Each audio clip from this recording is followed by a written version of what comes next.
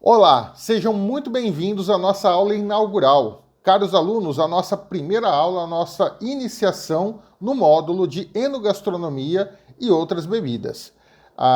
Dentro do curso de gastronomia, né, vocês têm essa grade e, claro, obviamente, como o próprio nome já diz, ela é destinada às bebidas, principalmente as bebidas alcoólicas que compõem, né, a história da humanidade, que compõem toda a formação cultural, econômica do homem, sempre atrelado à evolução humana.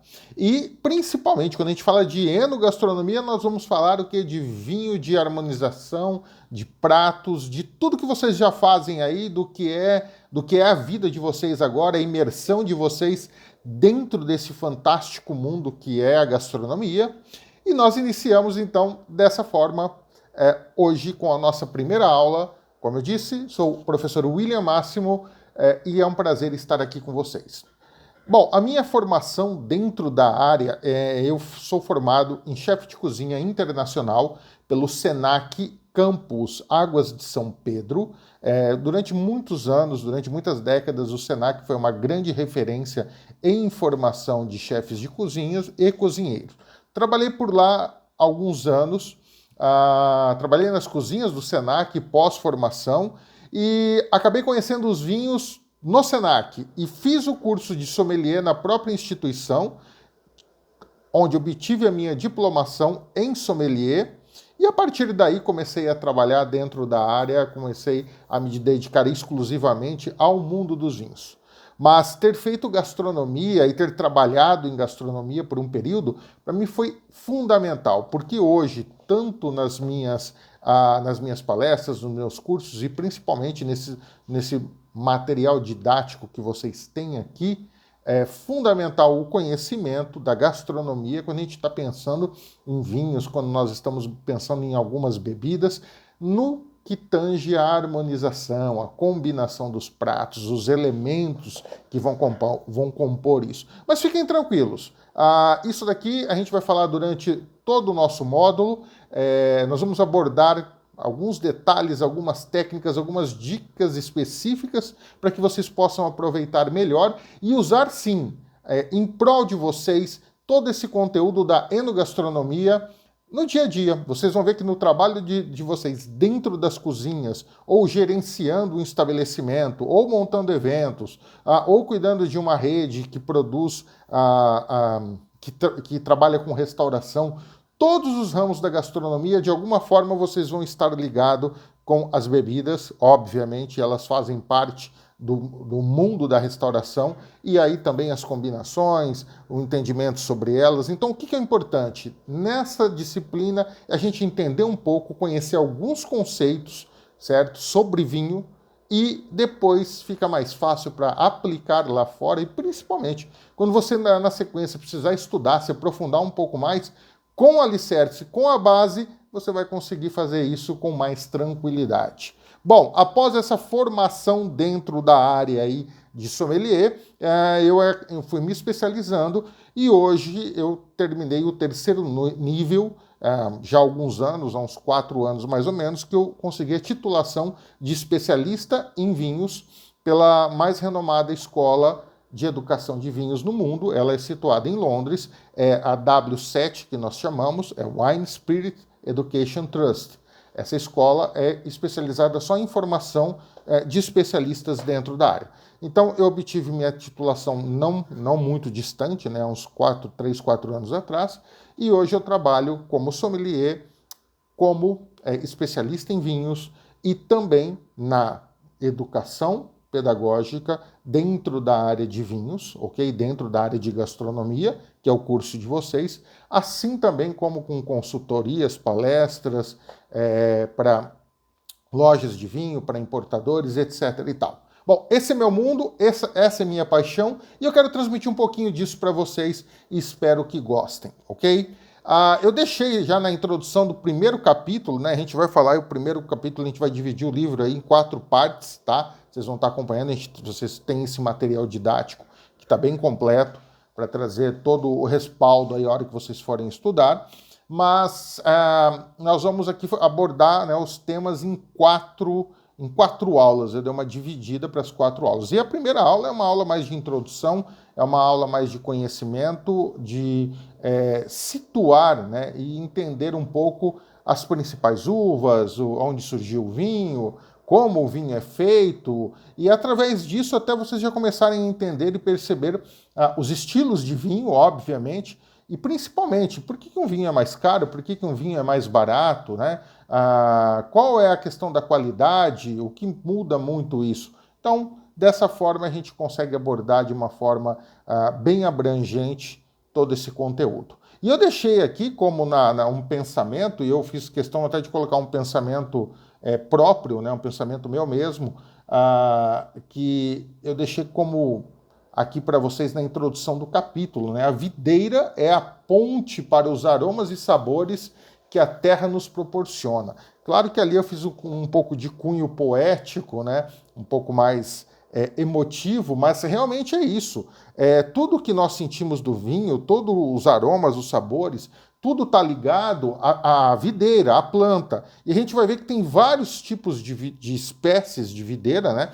Principalmente dentro de algumas famílias, que a gente vai começar a entender que elas têm diversidades, né? Que as uvas têm diversidades entre elas. Quando a gente fala de uma Malbec, talvez vocês já tenham ouvido falar ou já beberam, a gente fala de um vinho da uva Malbec, um vinho da uva Cabernet Sauvignon, um vinho da uva Pinot Noir, são tintas. Ou quando a gente fala de vinhos brancos, como o da Chardonnay, um vinho de Sauvignon Blanc, de Torrontés, vocês vão perceber que essas uvas têm diferença. Vocês vão perceber que esses vinhos, esses estilos de vinho têm diferença. Então a uva ajuda a diferenciar, o tipo da uva vai diferenciar os vinhos. Mas, além disso, quando você tem a mesma uva, por exemplo, uma Cabernet Sauvignon tinta, que é mundialmente conhecida, quando você tem ela, Cabernet Sauvignon, cultivada em vários lugares do mundo, ela vai apresentar resultados muito diferentes, certo?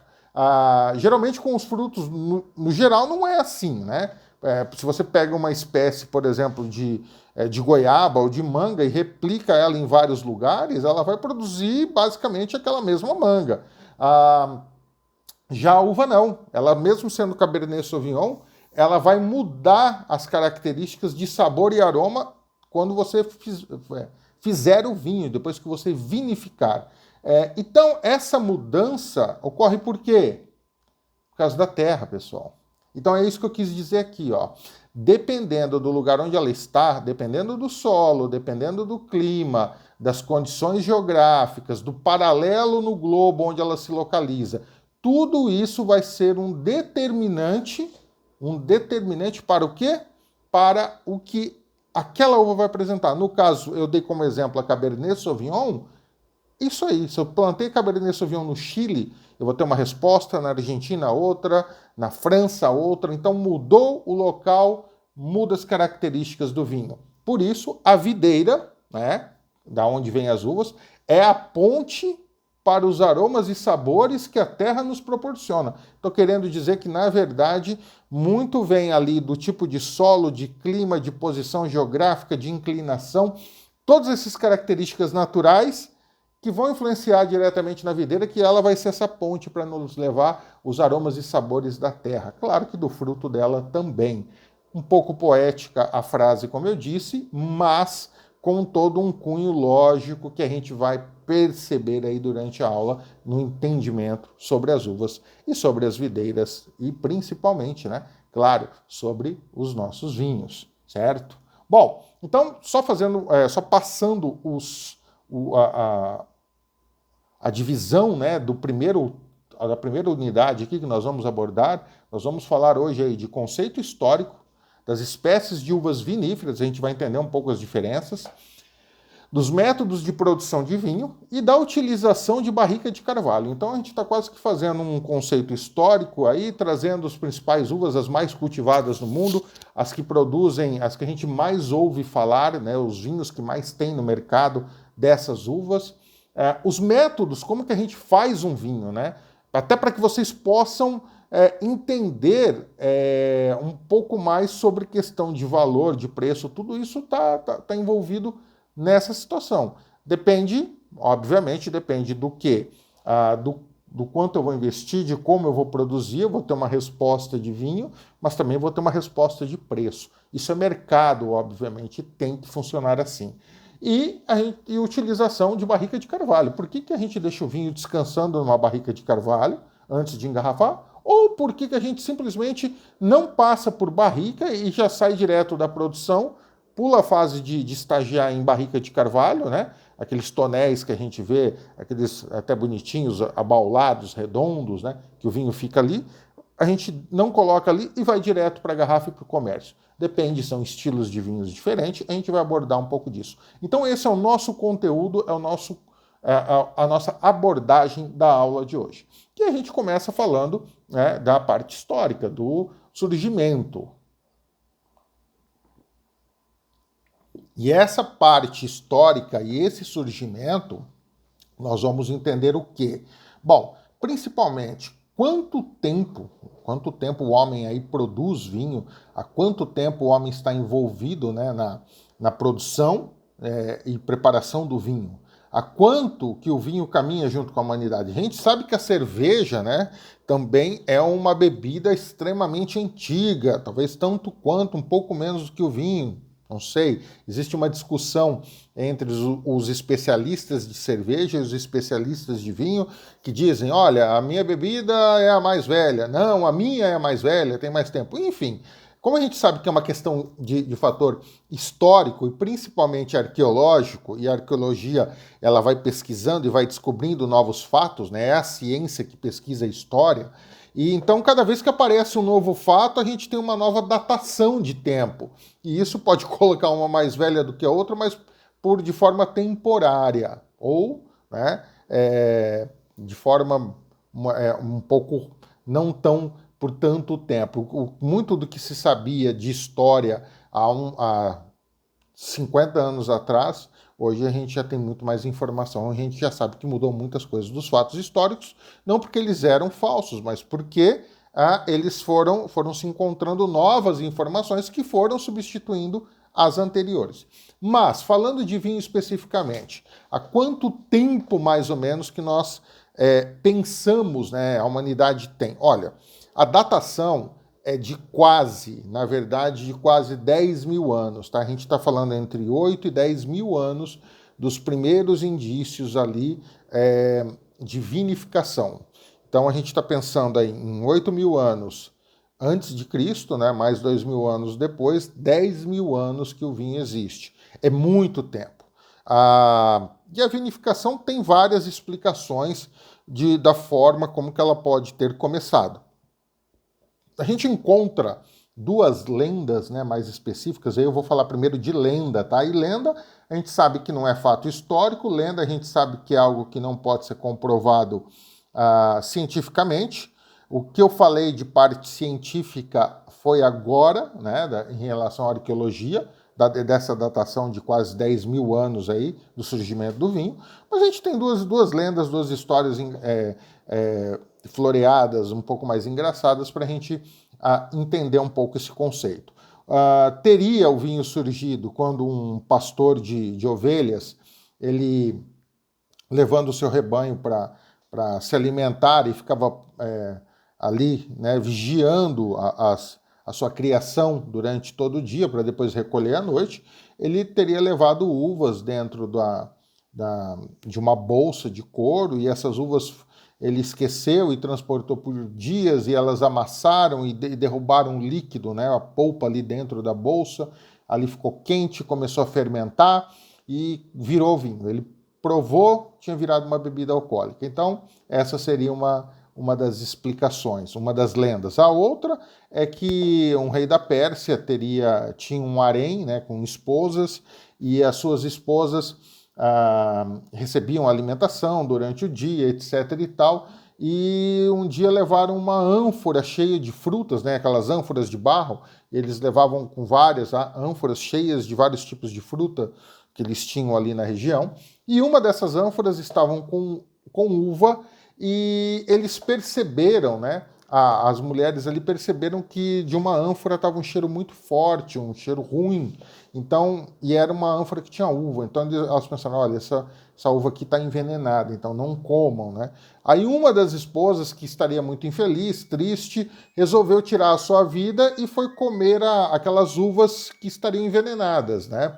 E dessa maneira, ela comeu, só que não era veneno, a uva tinha ali macerado, tinha começado a fermentação, e quando tem o processo de fermentação alcoólica, a gente vai falar depois, mas tem produção de SO2, tem produção de gás carbônico, e esse gás carbônico tem um cheiro mais forte mesmo, e ela teria comido aquelas uvas, não morreu, ficou um pouco alcoolizada, e aí o que acontece?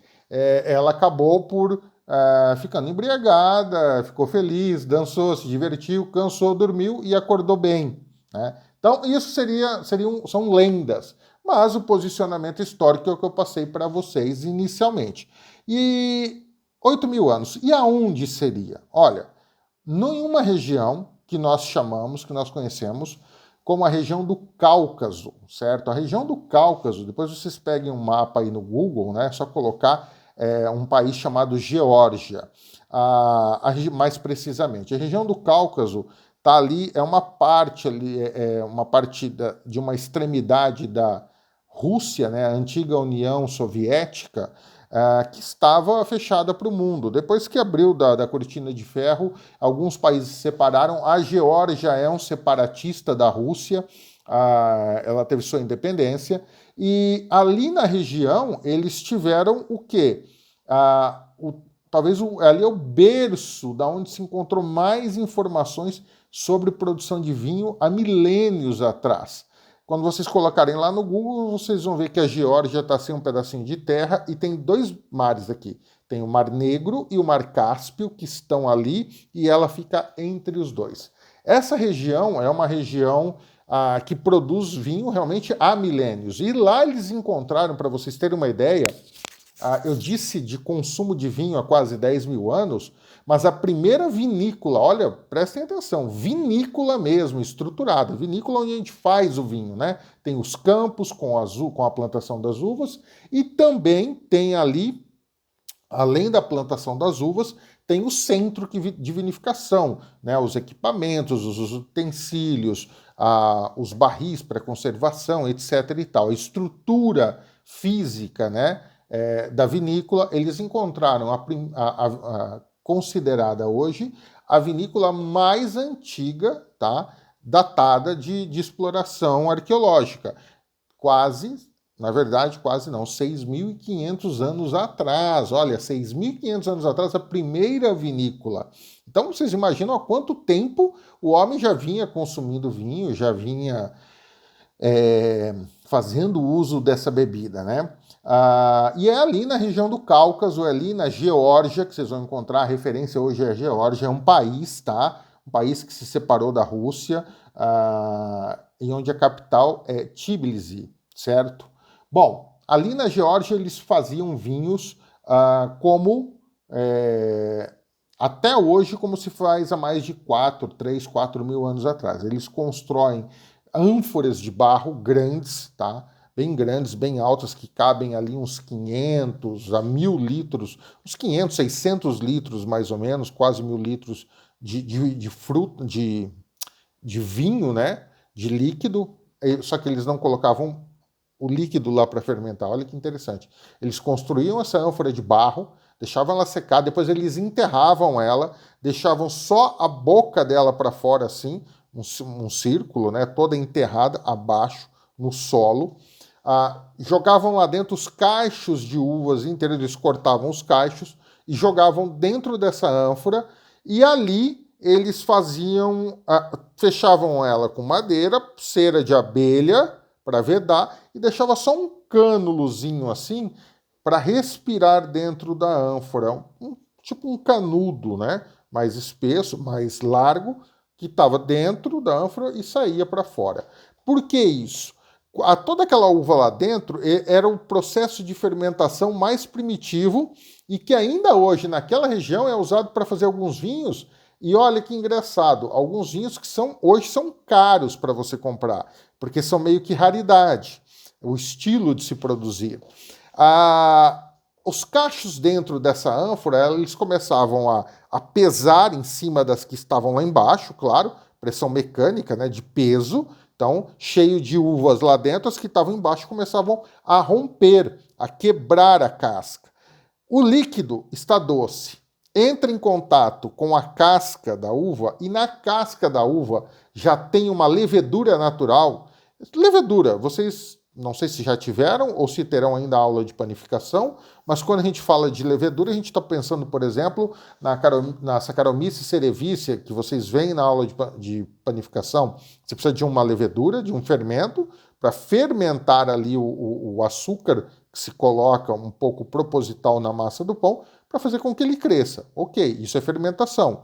Na fermentação alcoólica é mais ou menos parecida. Principalmente da uva, que aonde a levedura é encontrada no meio ambiente, muitas vezes está na casca da uva.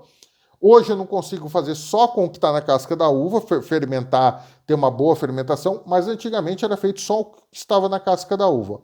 Aquela levedura que está ali na casca da uva, ela entra em contato com o líquido, a polpa, né, estourou ali os bagos de uva, a polpa tem o líquido, aquele líquido entra em contato com a levedura come o açúcar e começa a produzir álcool.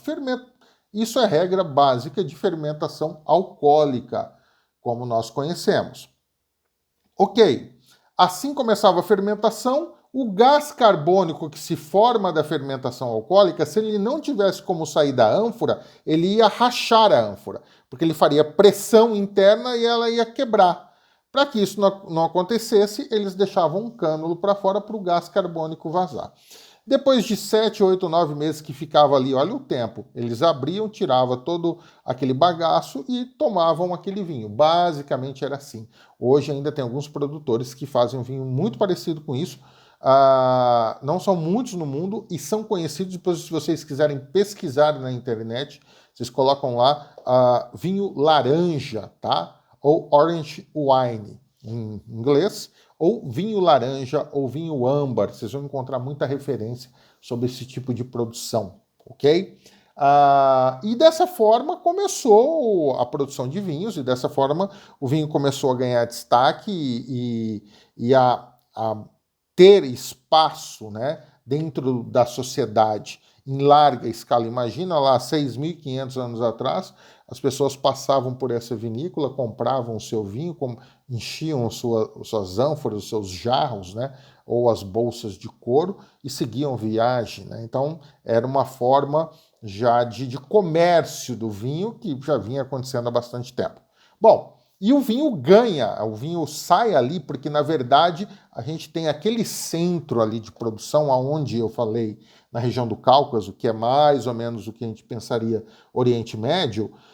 Ali o que nós encontramos? Nós encontramos a evolução dos vinhos, e os vinhos não estavam na Europa, né? A gente olha o tempo que nós estamos falando. O vinho foi disseminado depois para todo não só ali essa parte do Oriente Médio, mas principalmente ele ganhou a Europa e mais finalmente ele ganhou o quê? Ganhou a América. E como que ele vem para a América? Já estou contando o final da história. Claro que é fácil da gente entender. Vem com os colonizadores para cá, certo? Bom, mas como que ele sai daquela região e ganha todo o restante ali de uma parte do Oriente e ganha toda a Europa, né? E se torna essa bebida mundialmente conhecida e mundialmente consumida?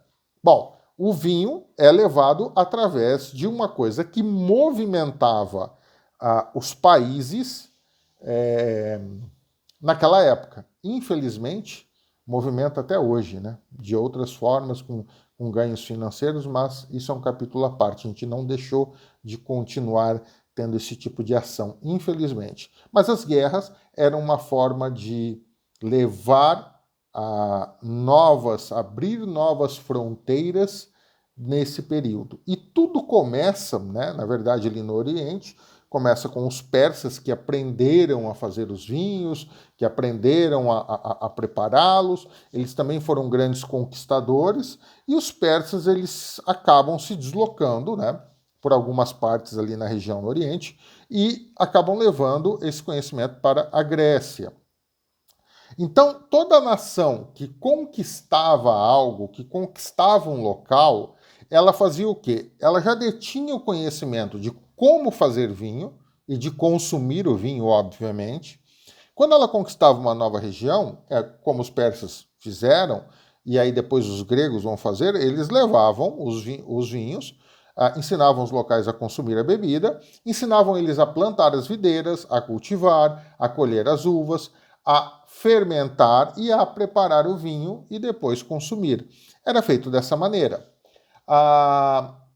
Os gregos depois vieram a deter esse conhecimento muito bem e levaram isso para onde? Para uma nova região conquistada, que eles conquistaram. E essa nova região é uma região que se tornaria um dos grandes impérios do mundo, né, conhecido até hoje e comentado até hoje, que é o Império Romano. Então vejam, as tropas, os exércitos, nesse período, quando se deslocavam, eles não transportaram alimento e comida e água, super difícil. Primeiro, água, não dá para ficar levando água. Por que não dá para ficar levando água? Porque a água também estraga. Se você pega um copo de água, eu estou aqui com um copo de água, né? Que eu estou falando com vocês, eu estou me hidratando, mas você pega esse copo de água e deixa vários dias ela parada, o que vai acontecer? Essa água vai ficar imprópria para o consumo, ok? Ela é uma água filtrada, mas que se tornará imprópria para o consumo. As próprias bactérias do ar e outros elementos vão acabar tirando essa potabilidade, né? Deixando de ser potável essa água. Então, o que acabou acontecendo? Eles tinham que levar alguma coisa que durasse. O que eles levavam? Levavam vinho. Por quê? Porque o vinho não estragava. Por que o vinho não estragava?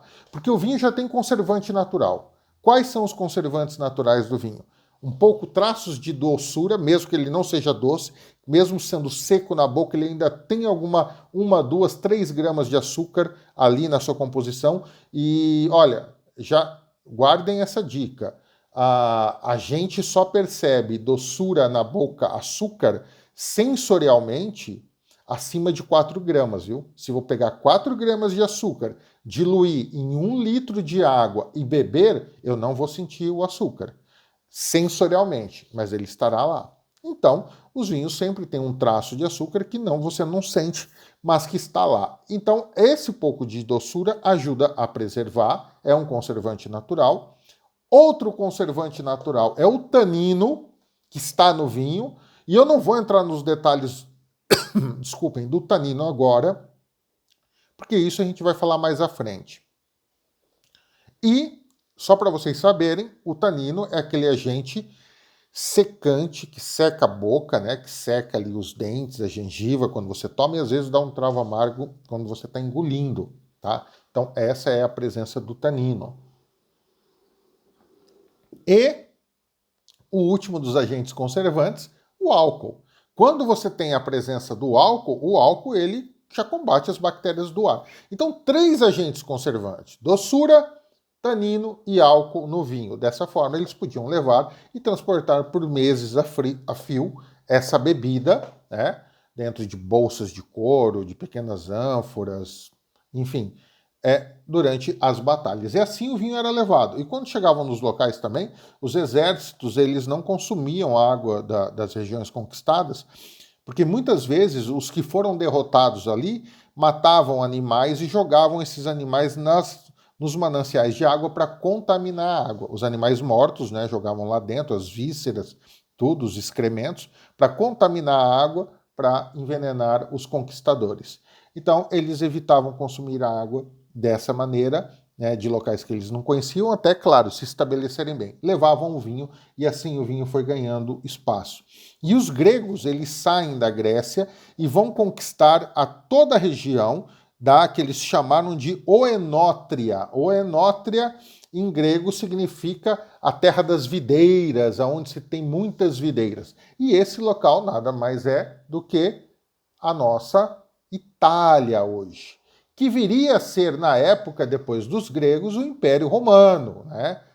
A Roma Antiga. E hoje, Itália ali, em toda a sua formação, em toda a união de todos dessas províncias e principados e ducados que tem ali na Itália, que a gente sabe que até o século XVIII eles eram tudo meio separados, mas depois se unificaram como país. Bom, dessa forma, os gregos foram para a Itália e fizeram o quê? Né? Para onde você viria a ser a Roma, fizeram o quê? A mesma coisa que aconteceu com eles e que anteriormente aconteceu com outros.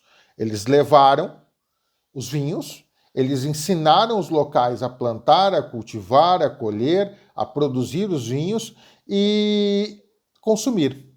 E dessa forma declina o Império Grego e sobe o Império Romano e se torna a maior força militar, econômica e social da época, né, de destaque pelo menos, e sai conquistando o mundo também. A Roma antiga conquistou 1/4 do mundo habitado na época do Império Romano. E, olha, conquistar 1/4 do mundo habitado naquela época era muito difícil, por deslocamento, por distância, por falta de equipamentos, de transporte, etc. e tal. Era tudo mais primitivo.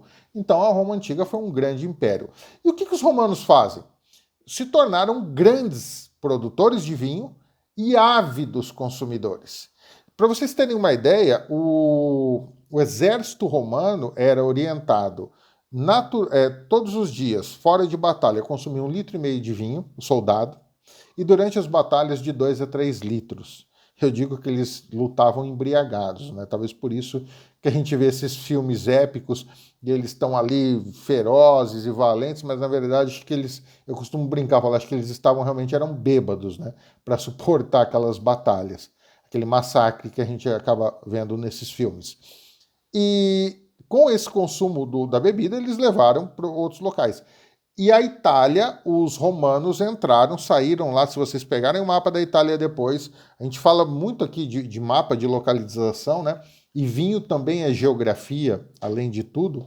Então, se você pegar a história, geografia, etc. e tal, se vocês pegarem o mapa da Itália, é uma bota, né? Ela embaixo ela tem um salto, ela tem um salto, tem um bico de bota. É o formato de uma bota feminina de cano longo, o mapa da Itália. Então, lá no norte, lá em cima, na boca da bota, eles entraram para a região da França, para o sul da França. E ali subiram conquistando tudo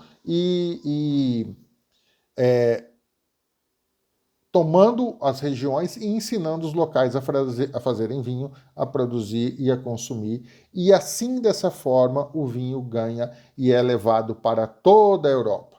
E se torna a grande bebida que se tornou. E depois, consequentemente, ele vai para onde? Ele vai para um novo mundo, com a colonização, com os portugueses, com os espanhóis, com suas naus que desembarcaram, que atracaram aqui nas costas, no Oceano Atlântico, aqui nas costas do continente americano. Eles tomaram ali algumas regiões, eles começaram a povoar e a colonizar e começaram a produzir os seus vinhos também, trazer suas uvas para cá. Então, assim, dessa forma, basicamente, a gente falou aí, claro, dando um en passant, mas a gente consegue ter uma ideia de onde surgiu o vinho, como surgiu e como principalmente ele ganhou todo esse contexto mundial e acabou se tornando a bebida que é hoje mundialmente conhecida e mundialmente consumida, com certeza. E nós aqui no Brasil estamos aumentando cada vez mais o consumo, tá?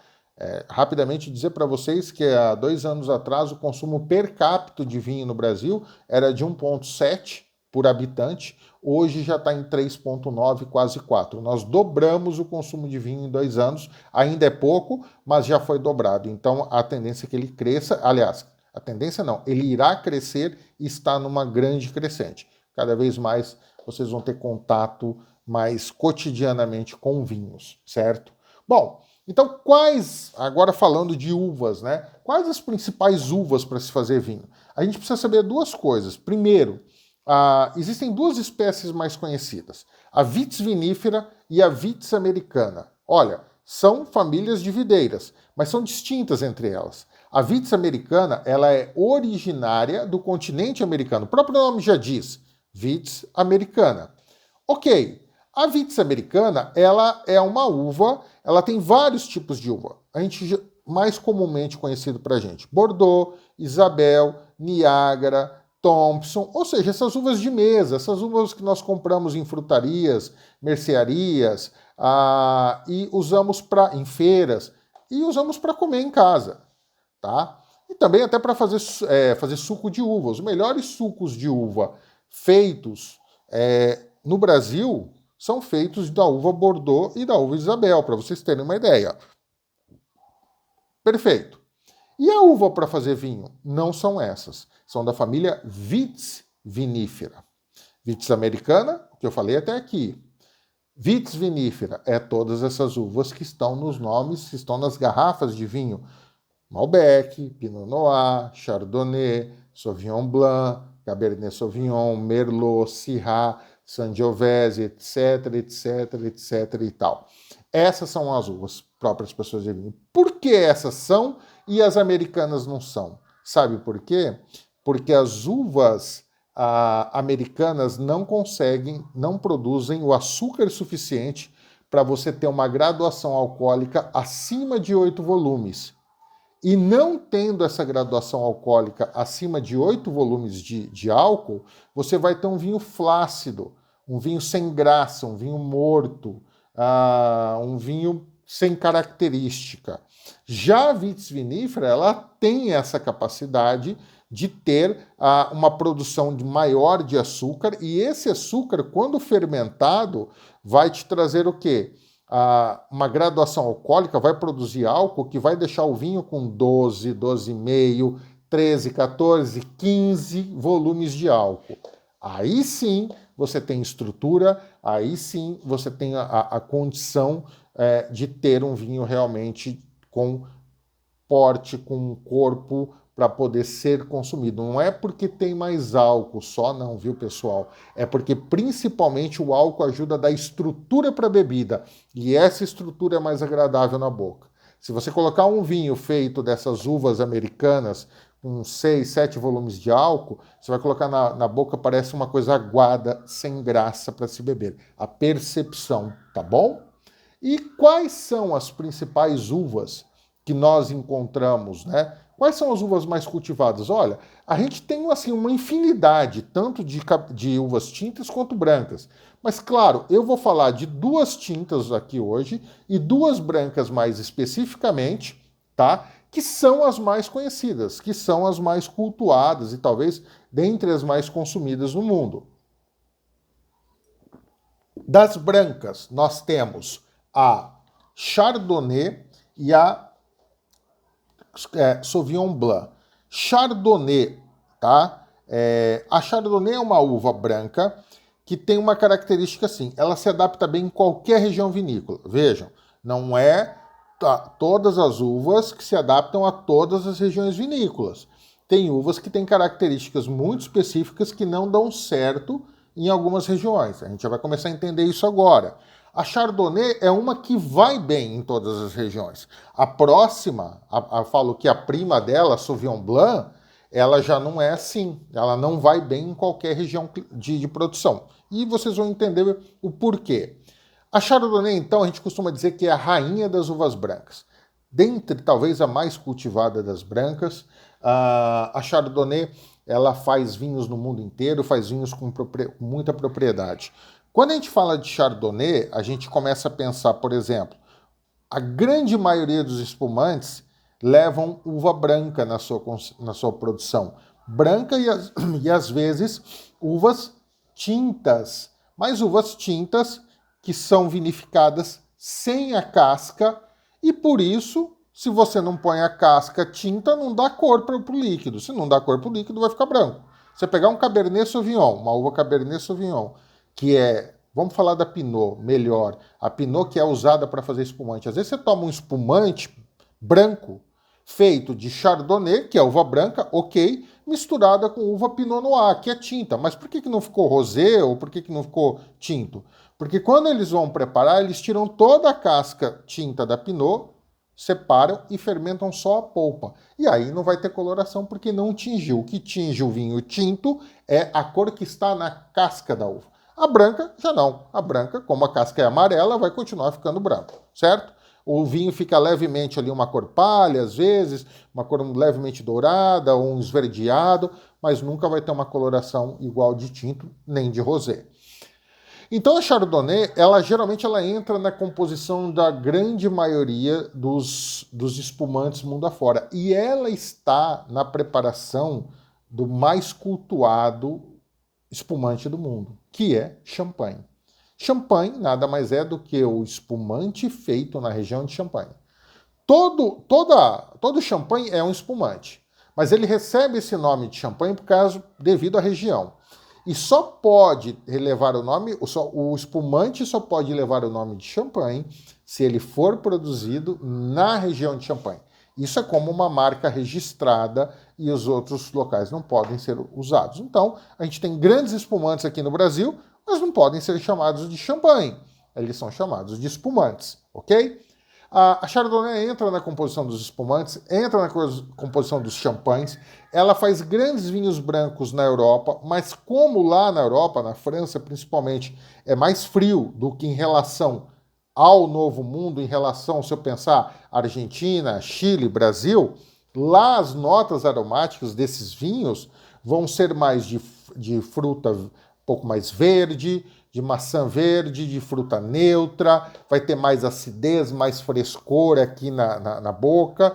E em contrapartida, quando ela é produzida em clima mais quente, ela vai trazer mais aroma de fruta tropical. Olha que interessante. Banana, lichia, abacaxi, ou seja, frutas que são mais de clima quente. Então vejam como que a gente já começa a entender como o clima, o solo, o local influencia diretamente na uva, na sua qualidade.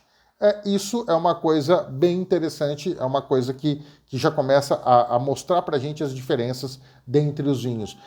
Então quando eu for comprar um Chardonnay, eu sei que da França, se for da França, é de um jeito. Se for da Argentina, é de outro. Se for do Chile, é de outro. A gente já começa a perceber essas... Me desculpem, mas vocês começam a perceber essas diferenças. E a Sauvignon Blanc, que é a outra grande uva branca? A grande característica da Sauvignon Blanc é o quê? É mais aroma a grama, a pimentão verde, a frutas mais verdes e muito frescor, muita acidez. Você sente salivar aqui nas extremidades. Essa é uma característica da Sauvignon Blanc. E aí a Sauvignon Blanc não pode ser cultivada em todos os lugares. Poder pode, mas não vai dar vinhos bons em todos os lugares. Onde ela vai dar os melhores vinhos? Em climas mais frios, pessoal. Em climas mais quentes, os vinhos não vão ser tão bons quanto os de clima mais frio. Então essa já é uma grande diferença. A gente começa a entender como que o local, como que a temperatura, e aí também o solo, a gente vai entender um pouco depois, como que eles começam a influenciar no resultado final do vinho, tá? E das tintas? Das uvas tintas, eu vou pegar duas que são antagônicas, né? Bem diferentes entre elas, vou falar para vocês. Uma é a uva mais plantada do mundo, que é a Cabernet Sauvignon. E a outra é a Pinot Noir, que é uma uva que dá uns vinhos mais leves, mais, né? Até a coloração, uma cor rubi, né? Mas um rubi mais clarinho, enquanto a Cabernet dá vinhos muito potentes, mais alcoólicos, mais viscosos na boca, com mais textura, aroma de fruta negra. Então, falando da Cabernet já, iniciando com a Cabernet, ela tem a casca mais grossa e, consequentemente, todas as uvas tintas têm antocianina, que é a cor, que eu falei que vai tingir o líquido depois. A Cabernet, ela tem essa casca mais grossa e as uvas tintas não têm as cascas da mesma grossura. Da Cabernet é mais grossa, da Taná mais grossa ainda, da Pinot é mais fina. Por isso que a Pinot vai ter menos cor, vai parecer um pouquinho mais, a coloração um pouquinho mais, mais aguada, um rubi mais aguadinho, a gente costuma falar na gíria, mas na verdade o correto seria um rubi pálido, tá? A classificação. Enquanto que a Cabernet Sauvignon vai ter uma coloração de rubi muito intensa e a Taná vai chegar a uma coloração praticamente púrpura, né? Muito, muito forte. Você não consegue nem enxergar. Você olha dentro da taça, você não consegue ver nada. Então a Cabernet tem essa característica. Ela dá vinhos com produção alcoólica maior, com uma graduação alcoólica maior, e ela vai se dar bem tanto no Novo Mundo como no Velho Mundo, em climas mais quentes como em climas mais frios. Nos climas mais frios, ela vai ter um pouquinho mais de aroma ali de fruta não tão madura, a graduação alcoólica talvez um pouquinho mais controlada. Já no clima quente, não. É muita fruta negra, muita fruta vermelha, madura, exuberante, tanto no nariz quanto na boca, quando você bebe. E vocês vão observar que a graduação alcoólica geralmente é maior. Pessoal, isso que eu estou falando não é uma regra absoluta, ok? Existem exceções dentro de todas essas áreas. Porém, é o que mais incide, é o que eu estou passando para vocês. E a Pinot. A Pinot é característica da Borgonha, principalmente. Tem uma casca mais fina, com isso vai dar uns vinhos de coloração rubi, um pouco mais clarinho, um pouco menos álcool. Também não vai bem em regiões quentes demais, porque aí queima a casca da uva, por ela ser mais fina, ela é mais frágil, e aí você vai prejudicar na hora de fazer o vinho, você vai ter até um amargor no vinho. Então, vejam, são uvas tintas com características diferentes. Ah, professor, qual a principal característica da Pinot Noir? Muito aroma de fruta vermelha, fresca, jovem e com uma acidez mais intensa do que a Cabernet Sauvignon. Então veja, cada um com as suas características específicas. Por isso que tem tanta diversidade no mundo dos vinhos. E aqui a gente já está chegando, né, ao final da nossa aula e eu vou passar para vocês um entendimento de como que a gente produz vinho, como é feito o vinho. O vinho, né, quando você colhe essas uvas, você vai ter o quê? Elas vão ser colhidas no campo ou com máquinas ou manualmente. Elas vão ser levadas para a vinícola, vão ser esmagadas, tá? E vão para um tanque de fermentação. Como eu falei inicialmente, a fermentação ela ocorre de que maneira? A levedura, ali vai ter levedura na própria casca da uva. Quando a gente vê aquela parte branca na casca da uva tinta, a gente chama de pruína aquilo. A pruína é como se fosse um papel pega-mosca, que ele gruda ali a levedura, vem ali, ela gruda, e quando você espreme, aquela levedura que está presa ali entra em contato com o líquido e começa a fermentar. A levedura comeu o açúcar que está na polpa e a produzir álcool. Assim se dá a fermentação alcoólica. Quando a levedura termina de comer, de consumir esse açúcar, não tem mais o que ela comer, ela morre. Morreu, acabou a fermentação. Eu vou tirar o vinho, separar o vinho, só o líquido, e deixar todo o bagaço que sobrou, casca, pele, semente. Olha, vejam, a semente fica na hora da fermentação. Só que quando ela é esmagada lá no começo, é esmagado de uma forma com máquinas que não esmaga a semente. Se eu esmagar a semente, ela é extremamente amarga. Façam um teste. Peguem uma semente e comam uma semente, mastiguem uma semente de uva, para vocês verem, principalmente da verde. Vai ser super amargo na boca, vai amarrar. Então, você não espreme a casca, você deixa ela inteira, tá? Ela só depois que termina a fermentação, você separa tudo isso daí do líquido, vai mandar o líquido já fermentado, já em formato de vinho, para um outro tanque, vai separar ele, né? Vai limpar, vai filtrar esse vinho, passar por filtros de papel, ou então uma máquina de metal, que ela tem vários filtros de papel dentro, de celulose, onde você vai passando o vinho por dentro e ele vai filtrando. Por isso que ele chega nessa cor mais cristalina, mais brilhante pra gente, ok? Feito isso, eu posso tirar ele dali, direto do tanque de inox, colocar na garrafa e mandar para o comércio, tá? Engarrafar e comercializar. Ele vai estar bem frutado, ele vai ser um vinho jovem, fresco, leve, frutado, para se consumir logo. Se eu quero que esse vinho tenha mais estrutura, um pouco mais de aromas, se eu quero que ele seja mais texturizado na boca, que ele tenha mais corpo, que ele perdure por mais tempo, aí eu vou colocar em barricas de carvalho e vou deixar ele descansando lá. E aí que eu disse para vocês, as barricas de carvalho vão fazer esse trabalho. a madeira, o carvalho, ele é bem poroso, cria uma micro-respiração ali, onde vai trabalhando o vinho sem oxidar, não é contato direto com o ar, é uma micro-respiração, e além disso, o barril de carvalho fornece alguns aromas, sim, para o vinho, como baunilha, coco, chocolate amargo, café, cravo, canela. Então, esses aromas vão passar para o vinho, além do aroma de madeira, e vão trazer outras características aromáticas. Então, a função do barril de carvalho é melhorar o vinho e também transferir esses aromas para o vinho. Melhorar em que sentido? Melhorar no sentido dele poder durar por mais tempo e ter mais algumas características. Mas, se eu não passo por barrica, eu faço vinhos jovens, extremamente agradáveis e gostosos de beber. Tudo isso é estilo e é gosto, ok? Tudo tá certo, aí só que é estilo e gosto diferente. Bom, se passou pelo barril de carvalho, depois vai para a garrafa comércio.